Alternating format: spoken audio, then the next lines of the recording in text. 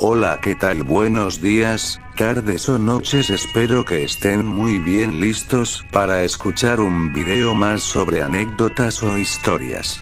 No olviden dejar sus likes y suscribirse. Ya que fue mucha introducción, empecemos. El tema de hoy es sobre los peregrinos fantasma. No olviden el poderoso like y compartir, así como el video completo está en mi perfil. Vamos con el contexto.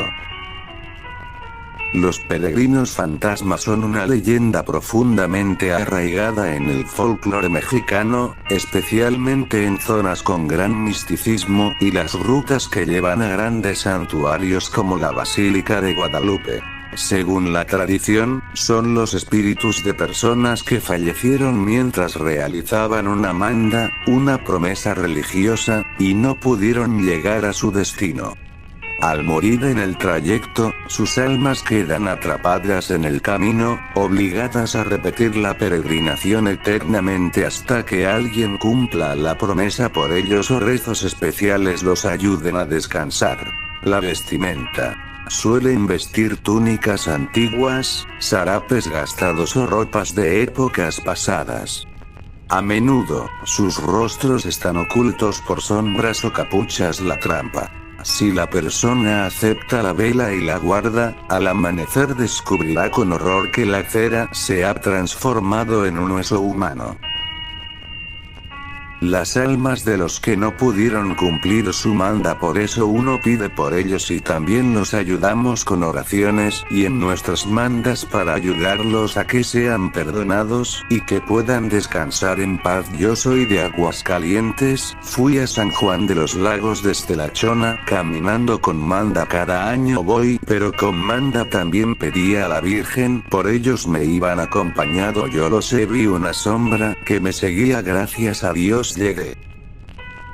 Mi mamá en paz descanse. No platico que en la basílica un señor le pidió una limosna y ella, como traía dinero, le daba un pan y el señor le dijo: no quiero esa limosna. Entonces ella pensó que limosna querrá y entonces empezó a rezar. El señor se fue. Cuando era peregrino a San Juan de los Lagos, yo escuché pasos, voces y murmullo de rezos y no miré nada, solo escuché y sentí que un grupo de gente pasaba a mi lado. Yo tuve la experiencia un 12 de diciembre en una peregrinación a la basílica. Me tocó ver a 3 personas que iban levitando sobre Avenida Zaragoza.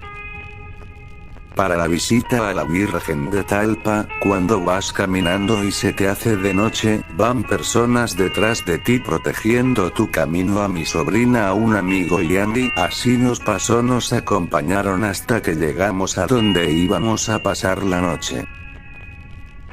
Mi papá contaba que su abuelita los llevaba desde San Luis Potosí hasta San Juan en peregrinación, y también se veían personas con velas o cargando bultitos. Por donde vivo hay una réplica de la Basílica de San Juan de los Lagos. Su fundador, el padre Edmundo, que en paz descanse, el padre decía que a las 8 se tiene que cerrar la iglesia, porque me toca recibir a las almas que muchas vienen a pagar mandas o a confección. Yo era una niña, pero se me quedó muy grabado su mensaje. En mi familia existe una historia, de cuando mis abuelos iban a Chalma caminando, una noche se retrasaron, separándose del resto del grupo y se les hizo fácil cruzar un cerro para alcanzarlos más rápido. Ellos decían que al ver la oscuridad y la zona, tuvieron miedo de ser asaltados o algo peor, y de pronto vieron antorchas o velas a poca distancia y apuraron el paso para alcanzar a los peregrinos, pero no podían alcanzarlos.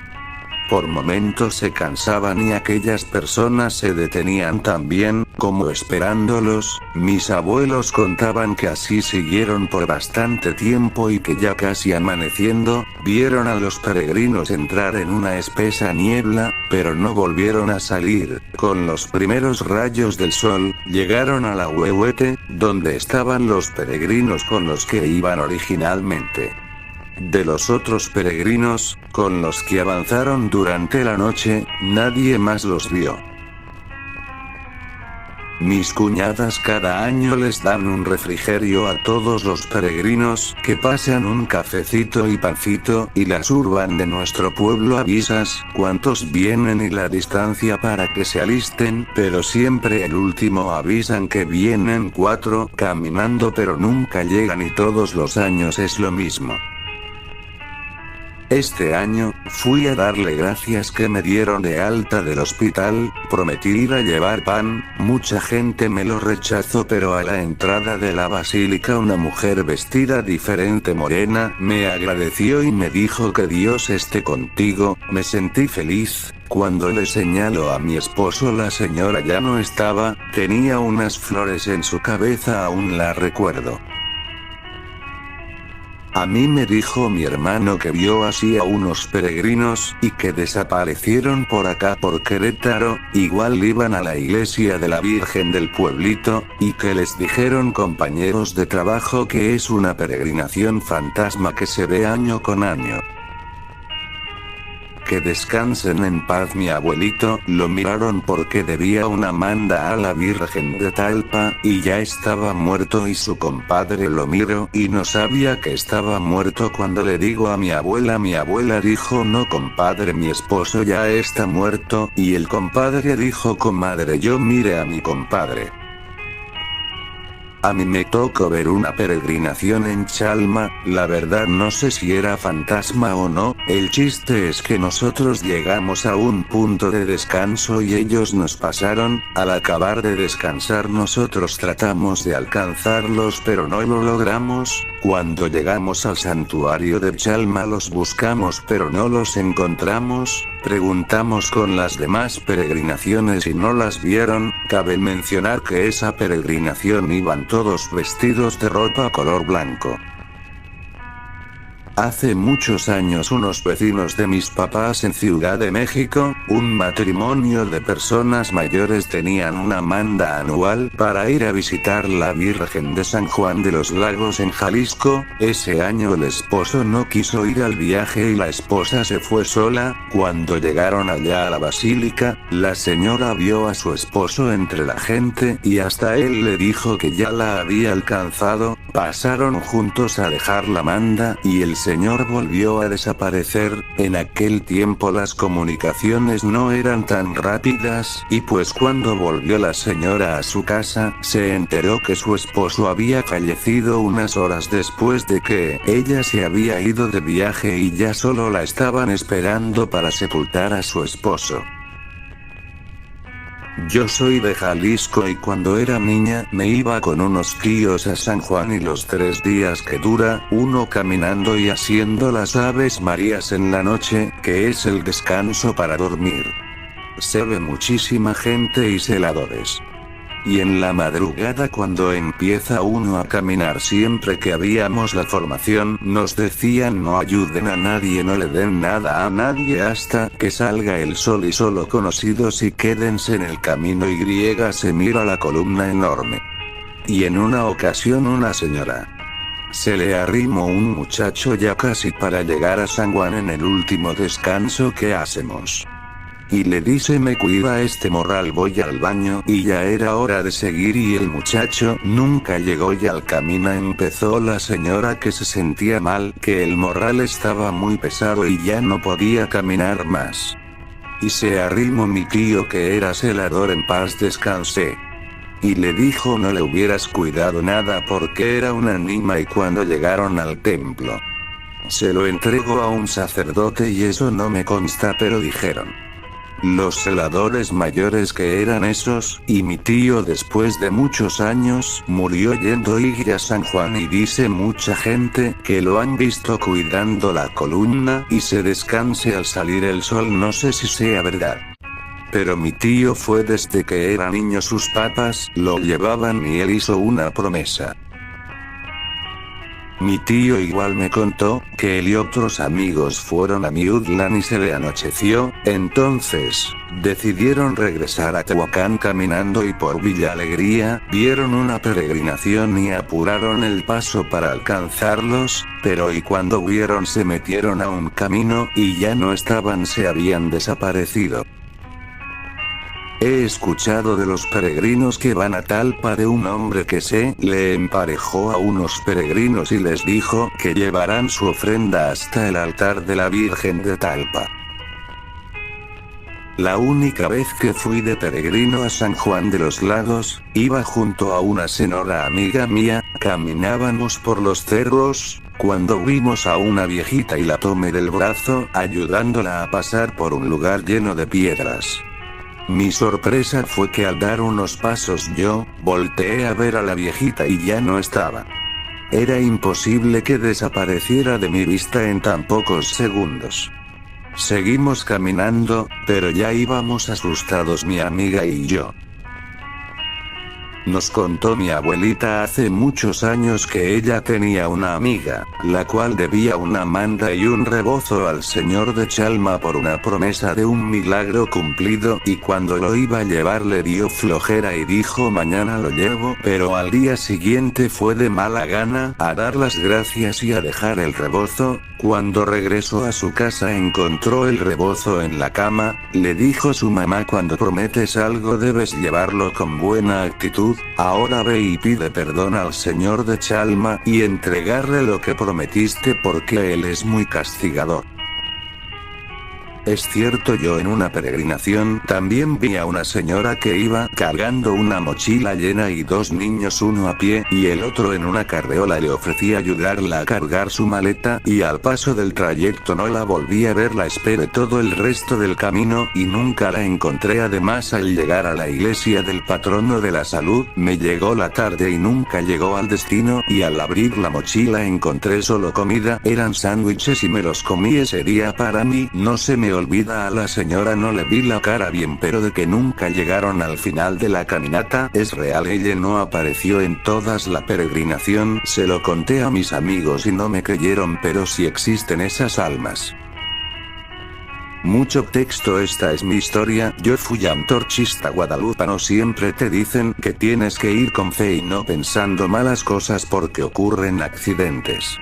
Al llegar a la basílica todo bien hasta en la noche, que un niño andaba caminando alrededor del autobús, y como hacía frío lo invitaron a pasar los organizadores. Él decía que estaba perdido y como era tarde al siguiente día, lo ayudaríamos a encontrar su autobús ya que era antorchista igual, que según era de Puebla. Esa noche durmió con nosotros pero toda la noche se la pasó caminando dentro del autobús observándonos hasta que amaneció. Fueron a buscar su autobús y que no pudieron encontrarlo, que no había reporte de que alguien estuviera desaparecido.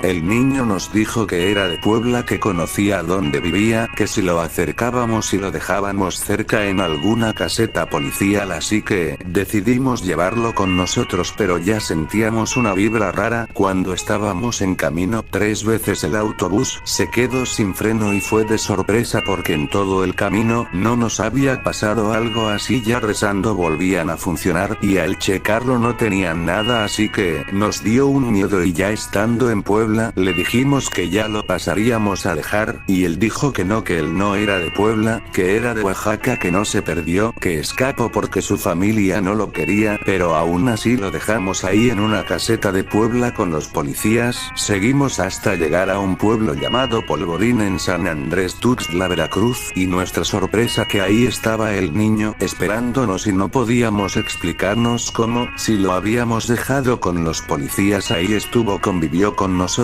y al día siguiente lo llevaron con los policías y ahí lo dejaron, pero que al tomarle una foto salían las demás personas de los organizadores. En la única procesión que he participado, y eso por aventurarme, es la que se hace entre enero y febrero acá en mi natal Aguascalientes. No sé de qué estado seas, pero todos los años se lleva a cabo la caminata a San Juan de los Lagos. A ver precisamente a la Virgen de San Juan. Antes que nada aclaro que tengo mucho tiempo sin ser creyente de nada. Pero te cuento. Estaba en la prepa, entonces ya había ido unas cuantas veces anteriormente con mis tíos y otros familiares. Normalmente la gente lleva una manda, pero repito, yo iba nada más de cotorreo. Ya que precisamente eso buscaba, algo que me sorprendiera y la aventura en sí. Al grano, el chiste es que ese año me fui con la que andaba pretendiendo que fuera mi novia. Total que salimos de la chona. Cuando entramos al camino de terracería nos topamos con un viejito, este llevaba una bolsa de mandado en una mano, y una lámpara que apenas se aluzaba en la otra. Total, lo rebasamos una vez y seguimos ya que llevábamos buen ritmo. No pasaron ni 2 horas, cuando lo volvimos a topar. Pensamos normal, a lo mejor se sabe otro camino más corto, lo volvimos a adelantar pero jamás volteamos para atrás, seguíamos a nuestro ritmo. Más o menos 1 hora y media después, lo volvimos a encontrar delante de nosotros. Ahí sí nos volteamos a ver, pero seguimos sin darle importancia. Ya no supe cuánto tiempo pasó, pero ya íbamos a salir a la carretera cuando, oh sorpresa, nuevamente el viejito delante de nosotros. Ya habíamos incluso visto detalles de la bolsa y la linterna. Total que cuando llegamos al templo de San Juan, no entramos ni nada, solo llegamos a un puesto a comprar cajeta y unos dulces. Pero nos dio curiosidad que a las afueras del templo, estaba la bolsa del señor, o al menos una idéntica. Por el cansancio ya no hicimos nada por investigar, nos subimos al autobús de regreso y nos dormimos un rato. A la fecha, esa anécdota la contamos cuando sale el tema de las historias de miedo. Mi mamá me contaba que una señora iba a la iglesia de San Juan de los Lagos a pedir por su hijo que había muerto, y llegando de rodillas le agarraron el hombro y era su hijo. Eso me contaba que esa iglesia tiene muchas historias por personas que no llevaron a cabo su manda.